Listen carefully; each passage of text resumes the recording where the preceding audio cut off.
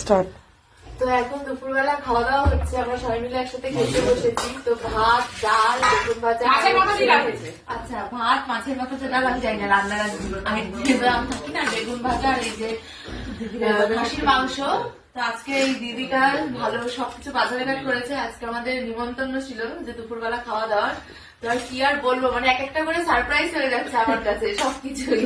হঠাৎ করে সকালবেলা বললো যে আজকে আমি বাজারে ঘাট করবো, তোমরা খাওয়া দাওয়া করো। তো সবাই মিলে একসাথে দেখে নাও, দেখিয়ে দাও। সব তুমি রান্না করেছো? হ্যাঁ হ্যাঁ, আমি রান্না করেছি। আচ্ছা, আর কালকে কে করবে? তুমি করবা? না, আমি ওর কচুরিটাই ঠিক আছে। আর মাছের মাথা দিয়ে ডালটা আমার ভাইয়ের বউ করেছে, কিন্তু খুব একটা ভালো হয়নি, আপনারা হাসবেন খেতে পারেন। আর বেগুন এরকম ভেজেছে। ঠিক আছে, এই যে তরকারি কালার দেখছেন সব আমার। যে যে পারবেন চলে আসবেন, শ্রীরামপুরেও নেমন্তন্ন করি, হাবড়াতেও আসবেন। একদম। আমাদের তরফ থেকে মিঠু আর মোয়ের তরফ থেকে আমন্ত্রণ রইল। একদম।